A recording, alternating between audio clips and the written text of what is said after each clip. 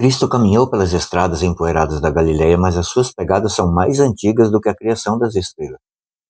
Ele nasceu no tempo, em Belém, mas gerava os séculos na eternidade.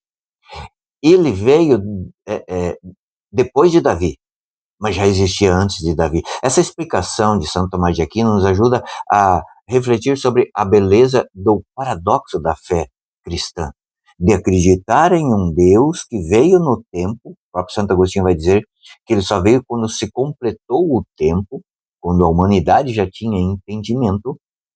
Ele veio, mas já existia antes do tempo.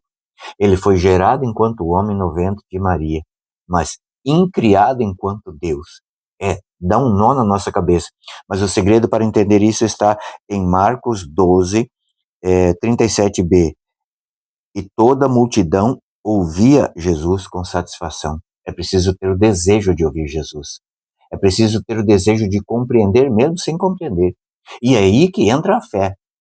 É aí que entra a nossa fé. Veja, aqui no Evangelho de hoje, o título é Messias, o Filho de Davi. Jesus continuava a ensinar no templo e propôs essa questão: como dizem os escribas que Cristo é o filho de Davi?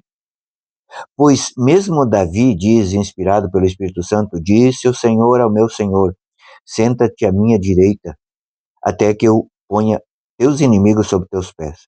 Ora, se o próprio Davi chama o Senhor, como então ele é o seu filho? E a grande multidão o ouvia com satisfação. Santo Tomás de Aquino nos ensina que para que nós tenhamos um ato de fé, é necessário que haja o desejo no nosso coração. É necessário duas revelações. A revelação interna do nosso coração que quer ouvir Jesus. E a revelação exterior, externa, que seja uma pregação, na missa, no terço, enfim. Quando se juntam esses dois, acontece esse ato de fé. E de fé em fé a gente vai crescendo na graça. É maravilhoso entender que Deus criou todo o universo. Veja, Santo Tomás de Aquino nos ensina que todo o universo material foi ordenado ao homem, mas o homem não foi criado para si mesmo, foi criado para Deus. Assim, quando o homem vive para Deus, toda a criação encontra a sua ordem. Quando se afasta de Deus, perde-se também o próprio sentido da criação. Mas Deus criou todo o universo para o homem. E Santo Tomás de Aquino vai dizer, e isso está parafraseado no Catecismo da Igreja Católica, que diz assim: Deus troca todo o universo apenas pela salvação de uma alma. Vale mais a conversão de uma alma para Deus do que a criação de todo o universo. Nós não temos sequer uma ideia da criação do universo, dos bilhões de galáxias e dos bilhões de estrelas, e tudo isso Deus criou para o homem.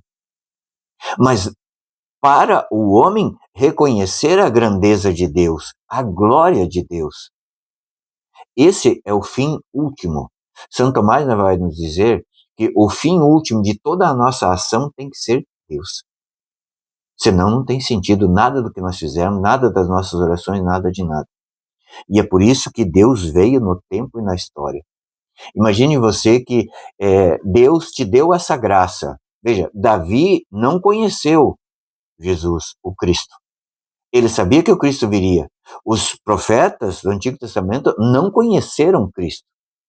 Davi foi revelado a ele pelo Espírito Santo sobre o Senhor, né? Pois o mesmo Espírito, inspirando Davi, disse: o Senhor, ao meu Senhor, senta-te à minha direita, até que eu ponha os teus inimigos sob os teus pés. Davi teve uma revelação pelo Espírito Santo, mas ele jamais viu Jesus. Nós temos a graça de ver Jesus, de tocar Jesus, pela nossa fé, sim, mas de nos fazermos comunhão com Jesus através da Eucaristia.